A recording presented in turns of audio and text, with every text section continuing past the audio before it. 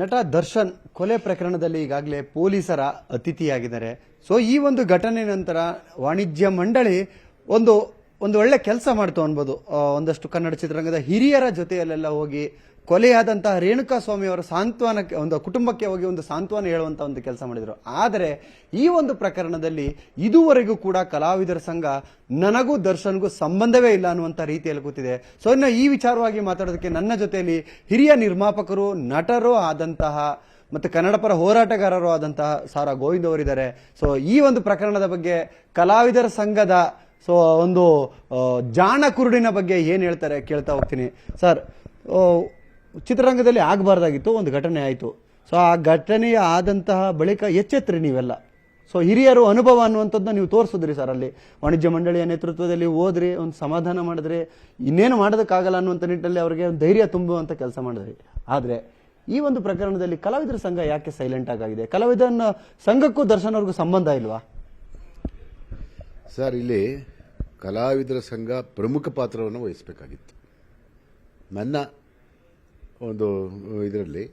ಯಾಕೆಂತ ಹೇಳಿದ್ರೆ ಚಲನಚಿತ್ರ ವಾಣಿಜ್ಯ ಮಂಡಳಿ ಇದು 3 ವಲಯ ಇದೆ ಇದರಲ್ಲಿ.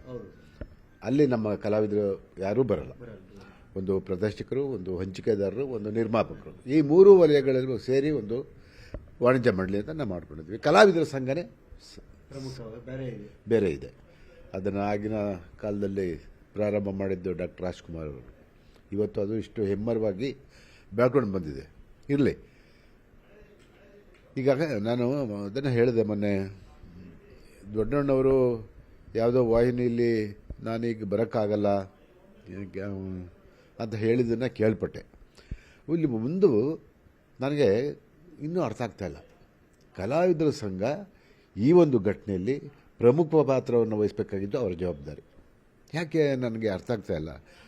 ರಾಕ್ಲೈನ್ ವೆಂಕಟೇಶ್ ಅವರು ಸಕ್ರಿಯವಾಗಿ ಇವತ್ತು ಚಿತ್ರರಂಗದಲ್ಲಿ ತೊಡಸ್ಕೊಂಡಿರುವಂಥವ್ರು.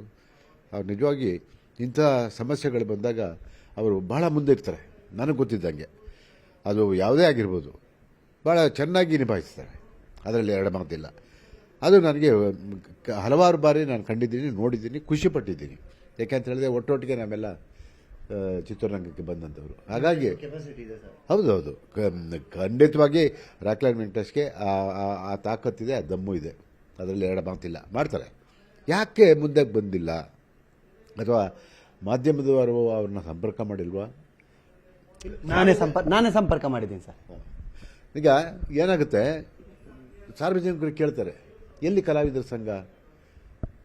ವಾಣಿಜ್ಯ ಮಂಡಳಿ ಹೋಗಿದ್ದಾರೆ, ಅವರ ಕುಟುಂಬಕ್ಕೆ ಸಾಂತ್ವನ ಹೇಳಕ್ಕೆ ಹೋಗಿದ್ದಾರೆ, ಅವರ ಕಷ್ಟಗಳಲ್ಲಿ ಭಾಗಿಯಾಗಿದ್ದಾರೆ ಅಂತ ಹೇಳ್ಬಿಟ್ಟು ಜನ ಎಲ್ಲ ಮಾತಾಡ್ತಾರೆ. ಅಂಥ ಒಂದು ಇದನ್ನು ನೀವು ತೊಗೋಬೋದು ಇತ್ತು. ಯಾಕೆಂತ ಹೇಳಿದ್ರೆ ಇವತ್ತು ಸಾವನ್ನು ನಾವು ವಾಪಸ್ ತಂದು ಕೊಡೋಕ್ಕಾಗಲ್ಲ ಸರ್. ಆಗೋಗಿದೆ.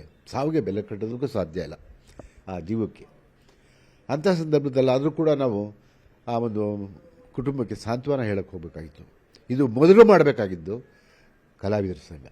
ಒಂದು ಮಾತು ಹೇಳಿದ್ರಿ ಸರ್, ಫಿಲ್ಮ್ ಚೇಂಬರ್ಗೆ ಮಾಧ್ಯಮದವರು ಏನಾದರೂ ಒತ್ತಡ ಹಾಕಿದ್ರಾ ಹೋಗಿ ಕಲಾವಿದರ ಸಂಘದ ವಾಣಿಜ್ಯ ಮಂಡಳಿ ಹೋಗಿ ರೇಣುಕಾ ಸ್ವಾಮಿ ಅವ್ರ ಕುಟುಂಬಕ್ಕೆ ಸಾಂತ್ವನ ಹೇಳಿ ಅಂತ? ಖಂಡಿತವಾಗಿ ನಮ್ಗೆ ಯಾರೂ ಆ ಥರ ಸಲಹೆಯನ್ನು ಕೊಟ್ಟಿಲ್ಲ, ಏನೂ ಇಲ್ಲ. ಯಾಕೆ ಈ ಕೆಲಸ ಕಲಾವಿದರ ಸಂಘ ಮಾಡ್ತಿಲ್ಲ ಅಂತ ನಾನು ಅದನ್ನೇ ಹೇಳ್ತಾ ಇರೋದು. ಪ್ರಮುಖ ಪಾತ್ರ ವಹಿಸಬೇಕಾಗಿತ್ತು ಕಲಾವಿದರ ಸಂಘ. ಯಾಕೆ ಅಂತ ಹೇಳಿದ್ರೆ ಇವತ್ತು ಸಮಸ್ಯೆ ಆಗಿರೋದು ಕಲಾವಿದರಿಗೆ. ಹಾಗಾಗಿ ಕಲಾವಿದರ ಸಂಘ ಮುಂದಕ್ಕೆ ಬರಬೇಕಾಗಿತ್ತು. ಇನ್ನಾದರೂ ಬರುತ್ತಾ ಅಂತ ಹೇಳ್ಬಿಟ್ಟು ಕಾಯ್ತಾ ಇದ್ದೀವಿ. ಯಾಕೆಂತ ಹೇಳಿದ್ರೆ ನಮ್ಮನ್ನು ಜನ ಕೇಳ್ತಾರೆ. ಹೊರಗಡೆ ಹೋದಾಗ, ಸರ್ ನೀವೆಲ್ಲ ಹೋಗಿದ್ದೀರಾ, ಚಿತ್ರದುರ್ಗಕ್ಕೆ ಹೋಗಿದ್ರಿ, ಹಿರಿಯರು ಹೋಗಿದ್ರು, ಒಂದು ತೀರ್ಮಾನ ತಗೊಂಡು ಏನೋ ನಿಮ್ಮ ಕೈಲಾದ ಸಹಾಯವನ್ನು ಮಾಡಿದ್ದೀರಾ, ಬಟ್ ಎಲ್ಲಿ ಕಲಾವಿದರ ಸಂಘ? ಇದನ್ನು ನಮ್ಮನ್ನು ಕೇಳ್ತಾ ಇದ್ದಾರೆ. ನಾವೇನು ಹೇಳೋದು? ನಮ್ಮ ಸಂಪರ್ಕಕ್ಕೂ ಸಿಗ್ತಾ ಇಲ್ಲ. ಈಗ ನಾವು ಒಬ್ರಿಗೆ ಹೇಳಿ ಮತ್ತೊಬ್ಬರಿಗೆ ಹೇಳಿ ಮಾಡೋದಕ್ಕಿಂತ ಜವಾಬ್ದಾರಿ ಅವ್ರದ್ದಲ್ವ ಸರ್? ಜವಾಬ್ದಾರಿ ಅರ್ಥಕೋಬೇಕಲ್ವಾ? ಹಾಗಾಗಿ ಈಗಲೂ ನನಗೆ ಖಂಡಿತವಾಗಿ ನಂಬಿಕೆ ಇದೆ. ರಾಕ್ಲೈನ್ ವೆಂಕಟೇಶ್ ಅವರು ಬೇರೆ ಯಾವುದೋ ಕೆಲಸ ಕಾರ್ಯಗಳಲ್ಲಿ ನಿರತರಾಗಿರ್ಬೋದು, ದೊಡ್ಡಣ್ಣವರು ಹಾಗೆ ಇರ್ಬೋದು. ಆದರೆ ಖಂಡಿತ ನಾನು ಇಬ್ಬರಲ್ಲಿ ಚಿತ್ರರಂಗದ ಪರವಾಗಿ ನಾನು ಕೇಳ್ಕೊಳ್ತೀನಿ, ರಾಕ್ಲೈನ್ ವೆಂಕಟೇಶ್ ಅವರು ಬಂದರೆ ಇದಕ್ಕೊಂದು ಘನತೆ ಮತ್ತು ಗೌರವ ಬರುತ್ತೆ. ಆ ಕೆಲಸ ನಿಮ್ಮ ಮುಖಾಂತರ ನಾನು ರಾಕ್ಲೈನ್ ಅವ್ರನ್ನ ಮನವಿ ಮಾಡ್ತೀನಿ. ಯಾಕೆಂದರೆ ನಾವೆಲ್ಲ ಗೆಳೆಯರು, ಅದರಿಂದ ಯಾವುದೇ ಸಮಸ್ಯೆ ಇಲ್ಲ. ಸಿಕ್ಕಿದ್ರೆ ನಾನೇ ಹೇಳ್ತೀನಿ. ಅವ್ರ ಮುಂದೆ ಬಂದು ಇಡೀ ಕಲಾವಿದರು ಒಂದಾಗಿ ಒಟ್ಟಾಗಿ ಆಗಿರೋ ತಪ್ಪು ಸರಿಪಡಿಸೋದು ಮತ್ತು ಕ್ರಮ ತಗೊಳ್ಳೋದು ಅದಕ್ಕೆಲ್ಲ ಕಾನೂನಿದೆ, ಪೊಲೀಸ್ ಇಲಾಖೆ ಇದೆ, ಅವ್ರು ಮಾಡ್ಕೊಳ್ತಾರೆ. ಆದರೆ ಮಾನವೀಯತೆಯನ್ನು ಇಟ್ಕೊಂಡು ನಾವು ಹೋಗ್ಬೇಕಲ್ವಾ? ಆ ಮಾನವೀಯತೆಯನ್ನು ಇಟ್ಕೊಂಡು ನಾವೆಲ್ಲರೂ ಕಲಾವಿದರೆಲ್ಲರೂ ಸೇರಿ ನೀವು ಒಂದು ಸಭೆ ಮಾಡಿ ಅಲ್ಲಿ ಒಂದು ಅಂತಿಮ ತೀರ್ಮಾನಕ್ಕೆ ಬಂದು ಮುಂದಿನ ದಿನಗಳಲ್ಲಿ ಯಾವ ರೀತಿ ನೀವು ಹೆಜ್ಜೆ ಇಡಬೇಕು, ದರ್ಶನ್ ಅವರು ಬಿಡುಗಡೆ ಬಗ್ಗೆ ಆಗಿರ್ಬೋದು ಅಥವಾ ಅವ್ರಿಗಿರುವಂಥ ತೊಂದರೆಗಳಾಗಿರ್ಬೋದು, ಏನೇ ಆಗಿರ್ಬೋದು. ಈಗ ನಾವ್ಯಾರು ಕೂಡ ಮಾಧ್ಯಮದವರು ನಮ್ಮನ್ನು ಕೇಳಿದ್ರು, ನೀವು ರಾಜಿ ಮಾಡೋಕ್ಕೆ ಬಂದಿದ್ದೀರಾ ಅಂತ ಹೇಳಿ. ಯಾರಿಗೆ? ರೇಣುಕಾಸ್ವಾಮಿಯವರ ತಂದೆ ತಾಯಿಗೆ ಈ ದರ್ಶನ್ ವಿಚಾರದಲ್ಲಿ ರಾಜಿ ಮಾಡೋಕ್ಕೆ ಬಂದಿದ್ದೀರಾ ಅಂತ ಹೇಳಿದ್ರು. ನಾವು ಹೇಳ್ದೋ ರಾಜಿ ಮಾಡೋಕ್ಕೆ ಬಂದಿಲ್ಲ, ನಿಮ್ಮನ್ನು ಚಿತ್ರರಂಗದ ಪರವಾಗಿ ಕ್ಷಮೆ ಕೇಳೋದಕ್ಕೆ ಬಂದಿದ್ವಿ ಅಂತ ಹೇಳಿದ್ರು. ಯಾಕೆಂತೇಳಿದ್ರೆ ರಾಜಿ ಮಾತೇ ಇಲ್ಲ. ಯಾಕೆಂತೇಳಿದ್ರೆ ಮೇಲ್ನೋಟಕ್ಕೆ ಈಗಾಗಲೇ ಆರೋಪಿ ಅಂತ ಇಲಾಖೆ ತೀರ್ಮಾನ ಮಾಡಿದೆ, ಅಪರಾಧಿ ಅನ್ನೋದನ್ನು ನ್ಯಾಯಾಲಯ ತೀರ್ಮಾನ ಮಾಡುತ್ತೆ. ಆದರೆ ಘಟನೆ ನಡೆದಿದೆಯಲ್ಲ, ಇದು ಘಟನೆ ನಡೆದಿರೋದು ಸತ್ಯ ಅಲ್ವಾ? ಸತ್ಯ ಆದಮೇಲೆ ನಾವು ಅಲ್ಲಿಗೆ ಹೋಗಲೇಬೇಕು. ಅವ್ರಿಗೆ ಹೇಳಿದ್ರೆ ನಾವು ರಾಜಿಗೆ ಬಂದಿಲ್ಲ, ನಿಮ್ಮ ಕುಟುಂಬಕ್ಕೆ ಧೈರ್ಯ ತುಂಬುದಕ್ಕೆ ಬಂದಿದ್ದೀವಿ. ಭಗವಂತ ನಿಮಗೆ ನಿಮ್ಮ ಮಗನ ಅಗಲಿಕೆಯ ಶಕ್ತಿ ತಡ್ಕೊಳ್ಳೋಂಥ ಶಕ್ತಿನ ನಿಮಗೆ ದೇವರು ಕೊಡಲಿ ಅಂತ ಹೇಳಿಬಿಟ್ಟು ನಾವು ನಿಮ್ಮ ಜೊತೆ ಇಲ್ಲಿಗೆ ಬಂದಿದ್ದೀವಿ ಹೊರತು ಬೇರೆ ಯಾವುದೇ ಕಾರಣಕ್ಕೂ ಯಾವುದೇ ಇದನ್ನು ನಾವು ಏನು ಹೇಳ್ತೀವೋ ಈ ರಾಜಸೂತ್ರ ಅಂತ ಏನು ಹೇಳ್ತಾರೋ ಅದು ಯಾವುದಕ್ಕೂ ನಾವು ಬಂದಿಲ್ಲ.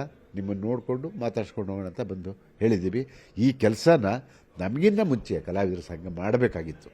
ಯಾಕೆ ಅಂತ ನನಗಿನ್ನೂ ಅರ್ಥ ಆಗ್ತಾ ಇಲ್ಲ. ಇವತ್ತು ಅಲ್ಲಿ ಅಧ್ಯಕ್ಷರು ಯಾರೂ ಇಲ್ಲ, ಕಾರ್ಯದರ್ಶಿ ವೆಂಕಟೇಶ್ ಅವರು ಇದ್ದಾರೆ, ಮತ್ತು ದೊಡ್ಡಣ್ಣವರು ಖಜಾಂಚಿಯಾಗಿದ್ದಾರೆ. ಅವರು ಇವಾಗ ಮುಂದಕ್ಕೆ ಬರಬೇಕು. ಮುಂದಕ್ಕೆ ಬಂದರೆ ನಾವು ಅವ್ರ ಜೊತೆ ನಿಂತ್ಕೋಬೋದು.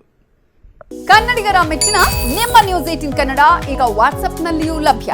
ಕರ್ನಾಟಕ ಮತ್ತು ದೇಶ ವಿದೇಶದ 360 ಡಿಗ್ರಿ ಸುದ್ದಿ ವಿವರವನ್ನ ನೀವು ನಿಮ್ಮ ಕೈ ಬೆರಳುಗಳಲ್ಲಿಯೇ ಪಡೆಯೋದಿಕ್ಕೆ ಈ QR ಕೋಡ್ ಅನ್ನ ಸ್ಕ್ಯಾನ್ ಮಾಡಿ. ನಮ್ಮ ಚಾನೆಲ್ ಅನ್ನ ಫಾಲೋ ಮಾಡಿ, ನೋಟಿಫಿಕೇಶನ್ ಆನ್ ಮಾಡಿ.